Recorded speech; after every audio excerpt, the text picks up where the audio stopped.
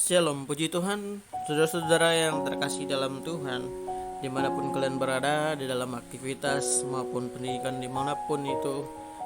Renungan firman Tuhan kali ini adalah hiduplah dalam pengharapan, yang terdapat di dalam Yeremia 23 ayat 1 sampai dengan ayatnya yang ke-8. Nah, Bapak Ibu yang terkasih dalam Tuhan, saudara-saudara yang terkasih dalam Tuhan, firman Tuhan, celakalah para gembala yang membiarkan kambing domba gembalaku hilang dan terserak. Demikianlah firman Tuhan. Sebab itu beginilah firman Tuhan Allah Israel terhadap para gembala yang mengembalakan bangsaku. Kamu telah membiarkan kambing dombaku terserak dan tercerai-berai, dan kamu tidak menjaganya. Maka ketahuilah, aku akan membalaskan kepadamu perbuatan-perbuatanmu yang jahat. Demikianlah firman Tuhan. Dan aku sendiri akan mengumpulkan sisa-sisa kambing dombaku dari segala negeri kemana kau mencerai-beraikan mereka, dan aku akan membawa mereka kembali ke padang mereka. Mereka akan berkembang biak dan bertambah banyak. Aku akan mengangkat atas mereka gembala-gembala yang akan mengembalakan mereka, sehingga mereka tidak takut lagi, tidak terkejut, dan tidak hilang seekor pun. Demikianlah firman Tuhan. Sesungguhnya waktunya akan datang, demikianlah firman Tuhan, bahwa aku akan menumbuhkan tunas adil bagi Daud.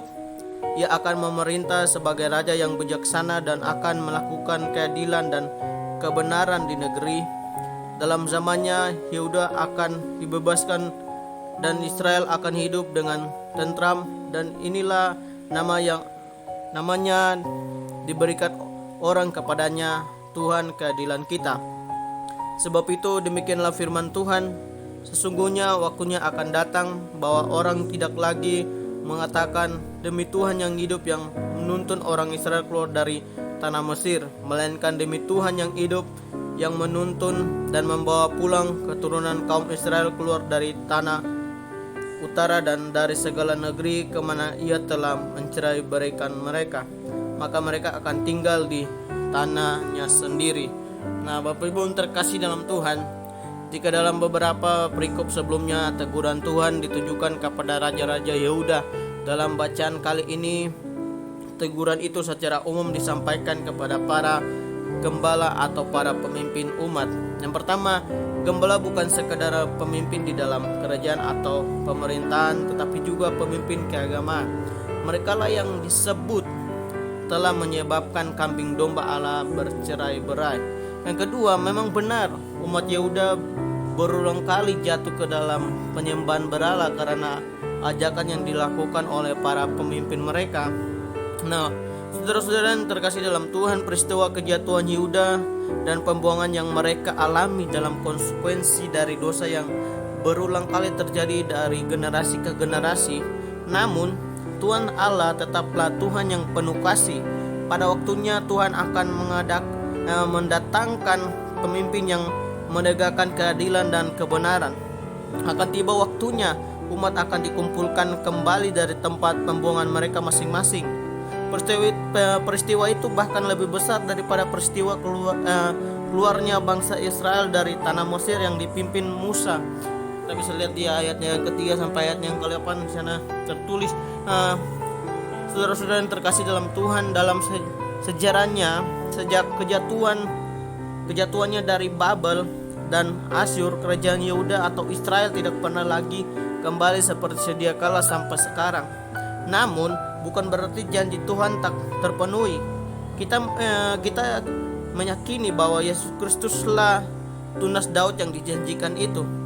Tuhan Yesus mengangkat bahwa kerajaannya bukan dari dunia ini. Kita bisa lihat di dalam Yohanes 18 ayat 36. Jawab Yesus, kerjaanku bukan dari dunia ini.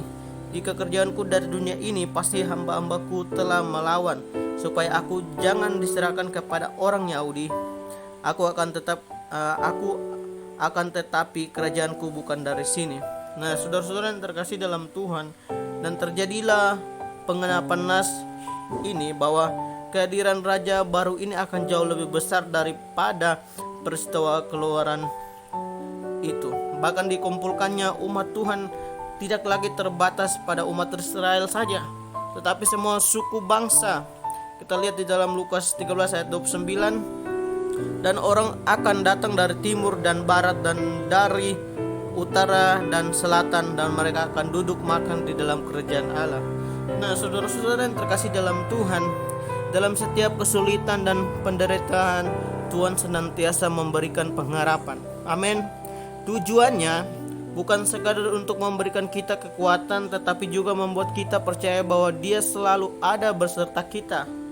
Dia tidak pernah meninggalkan kita, sekalipun mungkin kita menderita karena menjalani konsekuensi atas dosa kita. Maka dari itu, hiduplah selalu dalam pengharapan kepada Tuhan.